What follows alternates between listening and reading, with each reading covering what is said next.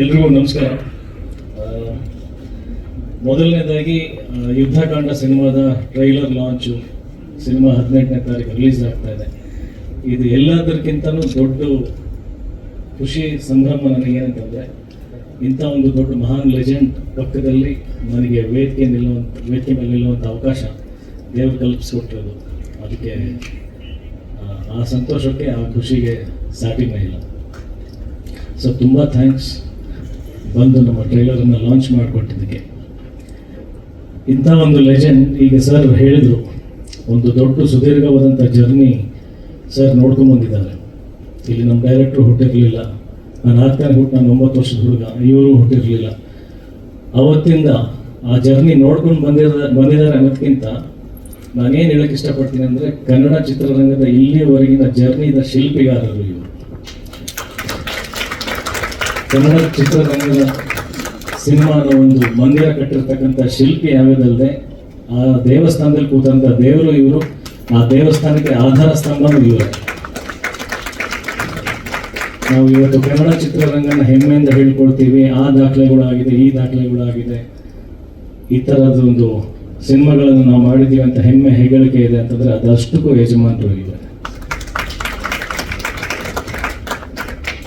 ಇಂಥ ಒಂದು ಲೆಜೆಂಡ್ ನನ್ನಂಥ ಸಾಕಷ್ಟು ಜನ ಕಲಾವಿದರು, ತಂತ್ರಜ್ಞರು, ಪ್ರೊಡ್ಯೂಸರ್ಸ್ ಎಲ್ಲ ಇಂಥ ಸಿನಿಮಾದಲ್ಲಿ ಇಂಥ ವರ್ಗ ತೊಗೊಂಡ್ರೆ ಅದಷ್ಟು ಜನ ವರ್ಗಕ್ಕೆ ಒಂದಲ್ಲ ಒಂದು ರೀತಿಯಲ್ಲಿ ಒಂದು ಗುರು ಆಗಿದ್ದಾರೆ, ಮೆಂಟರ್ ಆಗಿದ್ದಾರೆ, ತಂದೆ ಸ್ಥಾನದಲ್ಲಿ ನಿಂತಿದ್ದಾರೆ, ಅಣ್ಣನ ಸ್ಥಾನದಲ್ಲಿ ನಿಂತಿದ್ದಾರೆ.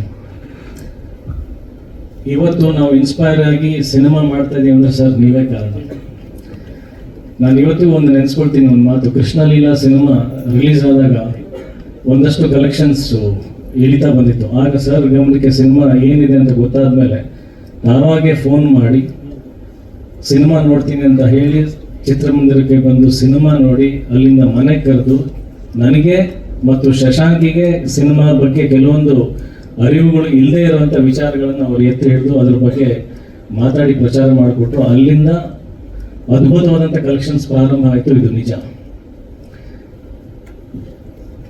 ಈ ಹೃದಯ ಶ್ರೀಮಂತಿಕೆ ಬಗ್ಗೆ ನಾನು ಹೇಳಲೇಬೇಕು. ಯಾಕಂತಂದರೆ ಕನಸುಗಾರ ಅಂದರೆ ಬರೀ ತನ್ನ ಸಿನಿಮಾದ ಬಗ್ಗೆ ಕನಸು ಮಾತ್ರ ಕಾಣೋದಲ್ಲ, ಇದು ಇಡೀ ಚಿತ್ರರಂಗದ ಕನಸು ಕಾಣುವಂಥ ಕನಸುಗಾರ.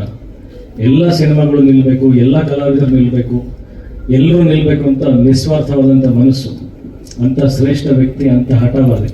ನಾನು ಇವತ್ತು ಕೂಡ ಯುದ್ಧಕಾಂಡ ಸಿನಿಮಾ ಮಾಡಬೇಕಾದ್ರೆ ಟೈಟಲ್ ಇಟ್ಟಿದ ಮೇಲೆ ಫಸ್ಟ್ ಸರ್ ಮನೆಗೆ ಹೋದೆ ನಾನು. ಸರ್, ಈ ಥರದೊಂದು ಟೈಟಲ್ ಇಡ್ತಾ ಇದ್ದೀನಿ, ನಿಮ್ಮ ಆಶೀರ್ವಾದ ಬೇಕು ಅಂತ. ಅವತ್ತು ನನಗೆ ಬ್ಲೆಸ್ ಮಾಡಿ ಕಳಿಸಿದ್ರು. ಪ್ರತಿಯೊಂದು ಫ್ರೇಮಲ್ಲೂ, ಪ್ರತಿಯೊಂದು ಶಾರ್ಟಲ್ಲಿ ಮಾನಿಟರ್ ನೋಡಬೇಕಾದ್ರೆ ನನಗೆ ಗೊತ್ತಿಲ್ಲದೇನೆ ಸಬ್ಕಾನ್ಷಿಯಸ್ಲಿ ತಲೆನಲ್ಲಿ ಒಂದೇ ಒಂದಿದ್ದು, ನಾಳೆ ರವಿ ಸರ್ ಈ ಮೂವಿ ನೋಡ್ತಾರೆ, ನೋಡಿದಾಗ ಅವ್ರ ಮುಂದೆ ನಾನು ತಲೆ ಬಾಗಬಾರ್ದು, ನಾನು ಫೇಲ್ ಆಗಬಾರ್ದು. ಅಷ್ಟು ಪ್ಯಾಷನೇಟ್ ವ್ಯಕ್ತಿ. ಹಂಗೆ ಮೊನ್ನೆ ಕೂಡ ಮನೆಗೆ ಹೋದಾಗ ಸರ್ ತಮ್ಮ ಸಿನಿಮಾದ ಒಂದಷ್ಟು ತುಣುಕುಗಳನ್ನು ತೋರಿಸ್ತಾ ಇದ್ರು, ಅವ್ರ ಕ್ರಿಯೇಟಿವಿಟಿನ ತೋರಿಸ್ತಾ ಇದ್ರು.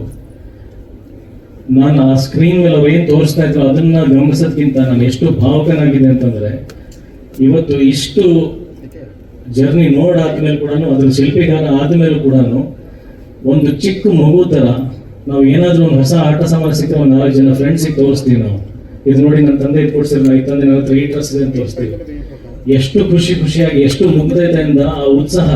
ರಾತ್ರಿ ಐ ಥಿಂಕ್ 11 ಗಂಟೆವರೆಗೆ ಆಗೋಯ್ತು. ಸರ್ ತೋರಿಸ್ತಾನೆ ಇದ್ದಾರೆ, ಸರಿ ಒಳಗಡೆ ಇದೆ ಅಂದರೆ ಇಷ್ಟೊಂದು ಟೈಮ್ ಆಗ್ತದೆ, ಪಾಪ ಏನಾದರೂ ತಡವಾಗ್ತಾ ಇದೆ ಅನ್ನೋದು ಅಷ್ಟು ಅವರಿಗೆ ಕಾಳಜಿ ಇದೆ. ಬಟ್ ನಮಗೆ ಪ್ರತಿಯೊಂದು ಕ್ಷಣ ಅದು ಎಷ್ಟು ಸಂಭ್ರಮ ಅಂದರೆ, ನಾವು ಅವ್ರ ಜೊತೆ ಇಲ್ಲಿ ಆ ಕಾಲವನ್ನು ಕಳೀತಾ ಇದ್ದೀವಿ, ಅವ್ರ ಪ್ಯಾಷನ್ನ ನೋಡ್ತಾ ಇದ್ದೀವಿ. ಇವತ್ತಿಗೂ ಅದೇ ಡೆಡಿಕೇಶನ್, ಇವತ್ತಿಗೂ ಈಗೇನೋ ಪ್ರೇಮಲೋಕ ಮಾಡಕ್ಕೆ ಹೊರಟಿದ್ದಾರೆ ಅನ್ನೋ ಅಷ್ಟು ಉತ್ಸಾಹ.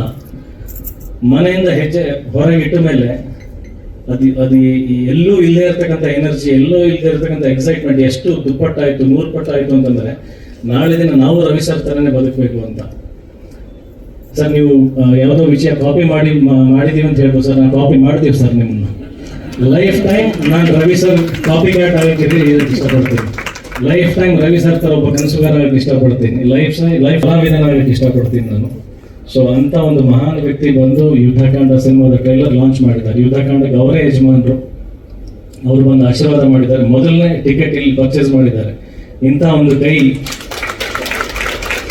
ಒಂದು ಅಭಯ ಹಸ್ತ, ಆ ಥರದೊಂದು ಕೈಯಿಂದ ಮೊದಲನೇ ಟಿಕೆಟ್ ಪರ್ಚೇಸ್ ಆಗಿದೆ.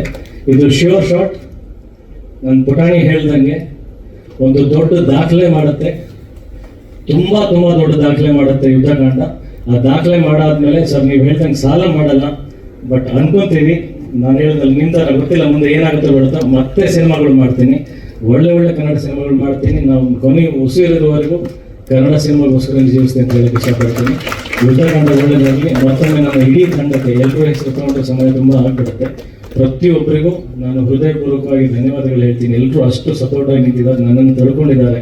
ಸಾಕಷ್ಟು ಸಲ ಕಾಟ ಕೊಟ್ಟಿದ್ದೀನಿ, ಬೈದಿದ್ದೀನಿ, ಏನೇನೋ ಮಾಡಿದ್ದೀನಿ. ಪಾಪ ಅರ್ಚನ್ ಅವರಿಗೂ ತುಂಬ ಚೆನ್ನಾಗಿ ಗೊತ್ತು, ಬೈಕೋಬೇಡಿ ಅಂತ ಕೇಳ್ಕೊಳ್ತೀನಿ ಎಲ್ರಿಗೂ, ಎಲ್ಲ ಸಿನಿಮಾಗೋಸ್ಕರನೇ. But at the same time ನೀವೆಲ್ಲರೂ ಅರ್ಥ ಮಾಡ್ಕೊಂಡು ಜೊತೆಗೆ ನಿಂತಿದ್ದಕ್ಕೆ ನಾನು ತಲೆಬಾಗಿ ನಿಮ್ಮೆಲ್ಲರಿಗೂ ನಮಸ್ಕಾರ ಮಾಡ್ತೀನಿ. ಹೀಗೆ ಜೊತೆಗಿರೋಣ, ಹೀಗೆ ಜೊತೆಗೆ ಸಿನಿಮಾ ಮಾಡ್ಕೊಂಡಿರೋಣ ಅಂತ ಕೇಳ್ಕೊಳ್ತೀನಿ. ಯುದ್ಧಕಾಂಡ ಜಯವಾಗಲಿ, ಸಕ್ಸಸ್ ಮೀಟಲ್ಲಿ ಸಿಗೋಣ. Thank you so much.